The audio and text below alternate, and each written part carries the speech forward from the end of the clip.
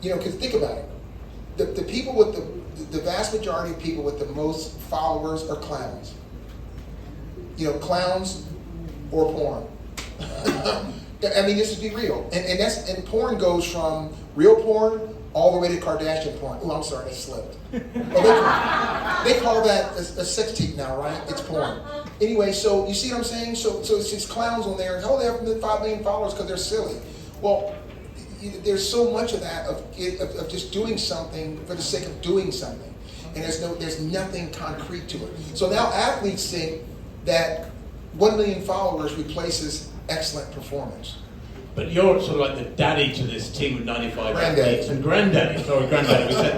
We said that. You're now the age of the father of most of the parents. parents. I'm the age of the parents. And I get the parents too. I was like, I told you now about that child.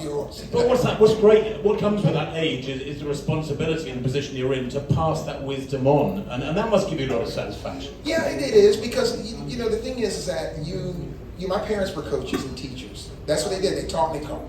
So I grew up there, and I actually, to be honest, I had absolutely less than zero desire to be a coach. I did not want to do this. And so when I did volunteer, and it's evolved.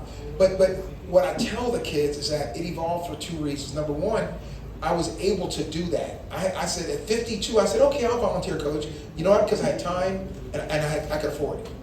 And so now I continue to do that, even though I technically lose money every day going out there coaching.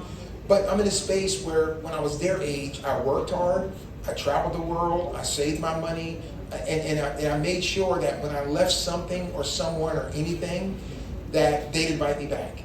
And so that's the best message I'm trying to teach them. Because last year we had 113 athletes, all right? 2 went post-collegiate, 2. So 111 are just gonna go get a job. So I'm not coaching athletes, I'm coaching people to get jobs. And that's the reality of it. And so I remind them the day they get to college, I ask them, why do you go to college? And they say, to get my degree, to get my education, to get my thing. I said, no, to make money. I'm here to help you make money so you can get generational wealth for your family. And the number one issue I have is to make sure I get you out of your parents' home permanently. That's the number one deal. And the parents, when they love that. Like, oh, good, you know. The mothers are like, oh, my new sewing room. Dad's like, my man's cave. You know, so that's what makes this worth it more than just going out running track, because we're doing all these things. And then I tell them, I hope you all go out and get very rich and everything else, and appreciate what we've done for you and come back and help those kids like I did, because Coach Celez changed my life. If I did not go to him, you would not know me. Carl, you put in a heck of a shift. I mean, you won your world titles in 1983, and then your first Olympics was 84 in LA. 4 gold medals there. But of course, it goes full circle. So in 2028, in a couple of years' time, we've got the Olympics back in LA. Is that kind of your... are you looking at dipping out of your current role and being involved with LA 28? Yeah. I've been involved in some capacity since 2015. And because... I think LA's going to be an incredible games. You know, there's some little nervousness now because we got a psycho in the house, you know. But don't get me started. I mean, they may not let me back in the country. You immigrant now. But anyway, so I think that I want them to have that experience. Having an Olympic Games in your own country is, going to the Olympics period is amazing, but in your own country, it's a whole nother level. And so the weird part about it is that, you know, I've known about this for, you know, years, since 2015. And when they said they're going to do this, I was already coaching again. So I was like, wow, if they get this games here, we get a chance to go back, and, you know, I might go back with someone. And so I have probably 2 or 3 athletes that are working with us now that are almost guaranteed to be in LA.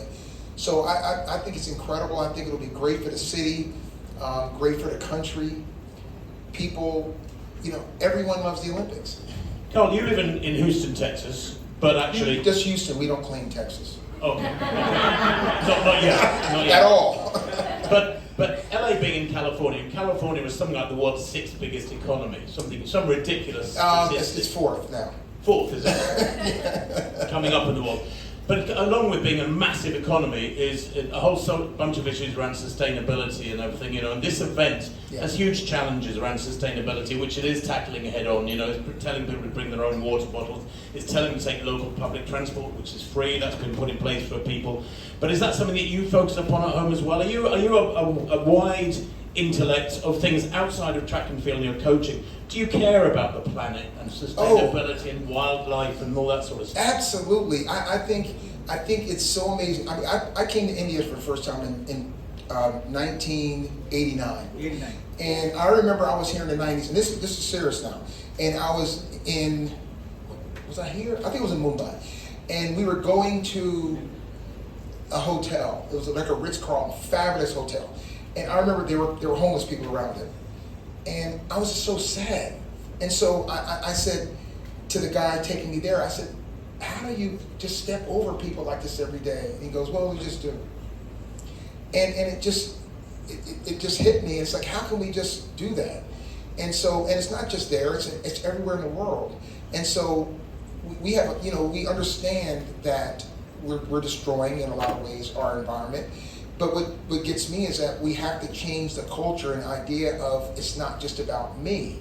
And right now in America, we have to fight hard to tell our young people, because many of our politicians on one side could care less about any of that. And I sit here, and now I'm a young grandfather, but I'm a grandfather, and I'm saying, how do you not care about your children, your grandchildren? You just don't care. So it is a very important issue to me. The environment is very important for me. To sustainability is very important. And if you talk about this race, it's multiple things. It's just what we do for each other, what we leave for each other. It's how we treat each other. And so those are important issues, because I've been involved in entertainment, I've been involved in politics, so I'm all over. But I talk to the kids every day about things outside. I send them messages. If you follow me on Instagram, I'm pretty political. and I was on that other thing, but I got off after the election. But I think it's very important that we get to young people, explain to them how important it is, and when you have events like this, when this is the message, it permeates down. Because the thing about these races, these marathons and these races, they're family events. So you may be running this race, but your daughter and son are on the side cheering for you. But not only are they cheering for you, they probably ran with you sometimes. They're invested. And so the message that you send from this goes through generations. And then 20 years, think about this. If you were a 7-year-old and your father was in his first race, because there weren't very many women, and his wife wanted to join but they couldn't, and now 20 years later, that son is now running with his wife. This is the kind of messages that come from these events, and that's why it's so important. Just moving back to your own career, Carl, before we head up to the roundtable chats after this, because we haven't got a lot of time. How badly would you love to have raced this generation? Usain Bolt, and he's the past generation, he's been retired a few years. How much would you love to have been racing against them, and what could you have done? Yeah, I would love to have run. I would love to have run against a lot of generations. This generation, and I'll get to this now. You go way back. I would have loved to have run against Jesse Owens. I would have loved to run against Bob Hayes, Tommy Smith, John Carlos, Steve Williams. I did run against Steve Williams once or twice. But all of that, and then of course the kids now. These kids, come on now, I'd handle them. Come on now. I ain't worried about these kids. They don't want this. But I think when I'm asked that, here's what I say: the greatest would be the greatest. The ones that dominate a generation will dominate any generation. So I would love to run against Jesse Owens just to say I did, but I wouldn't want to run against Jesse Owens, because the guy was just so much better. You think he wouldn't be better now? Things change. I think that when we talk about the greatest of anything, it's how you changed your generation and what you left behind you, and those things cannot be determined for 10 or 20 years after you're finished, because it's sports, it's culture, it's everything. So I would, if I was around now, I'd have a lot of followers. Think about that. I mean, because the thing is that, I was all over the place. I was in music and entertainment. I wanted to entertain on the track, but it never affected the core performance. Whereas now, kids think that's first, and then the performance. The women on our team, I talk to them about how they dress and how they present themselves. Because what I see so much now is when women get on the track, they're just like makeup, everything. Makeup, eyelashes, hair, and it's ridiculous. And I'm like saying that you're not focused. Well, I want to look beautiful. And you know what I tell them every time? I've never seen anyone on a podium that isn't beautiful. Never. I don't care what they look like. A Martian will look great on the top of a podium with their anthem being played. Flojo started all that, though. Well, yeah, but the thing is that it's now that society, because you see how people, so social media has changed it because it's all about how you present yourself to other people and asking for acceptance instead of performing and earning respect. One final question, Carl. I mean, when LA has come and gone, and it will be an amazing games, they all are these days. It doesn't matter, you look at Paris and London and Sydney. Yeah. When LA is behind you, and you've done your job there as a great ambassador, what will the Carl Lewis in his dotage be doing? Will he be fishing, playing golf, sitting on a veranda with a book and a cold drink? What do you want to be doing in a few years' time? Well, all those things are questionable except the cold drink. And the cold drink will be in a curly glass. I'll leave it at that. Well, the thing is that I don't know exactly. I'm not going to coach forever because I'll be 68 when that Olympics comes. So 67. I'm sorry, I'll be 67. So I don't know. I haven't planned it. I'm not a fisherman, but I don't mind going.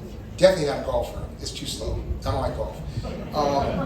There is speed golf, isn't there? Well, yes, it is for them. Okay, so I don't know. I think the thing is that here again, when I stop coaching, will that there are two levels to it. There's a few kids that are coaching. A few kids that are competing after college, and then there's a college team. So the first thing I'd probably stop is college coaching because that's a full-time gig, and then the other kids, and I don't know. I mean, I may not do anything. I may just focus on myself. And I have a 9-year-old granddaughter, so she'll be, by the time I finish, she'll be close to high school. So that's something I'll be figuring out what the heck she's doing. But I don't know. I'm not looking past that because whether I like it or not, I'm going to be me the rest of my life. So I'll be doing things and going places. So I know that's going to happen. But I haven't made any plans other than that. I think that's great. You're keeping it an open book. It's a blank canvas. You can do what you want. Carl, just keep on being you. Thank you so much for being with us today. I know you've got to talk to a few guys now a little bit further, so we're not going to do a Q&A, but maybe stand up and take some pictures or something like that. But ladies and gentlemen, the great Carl Lewis. Great, thank you.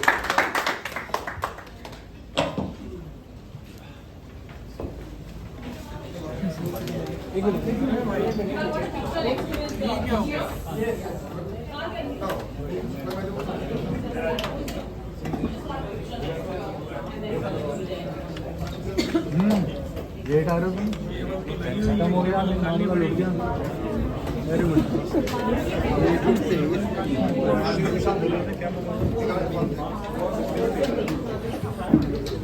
Good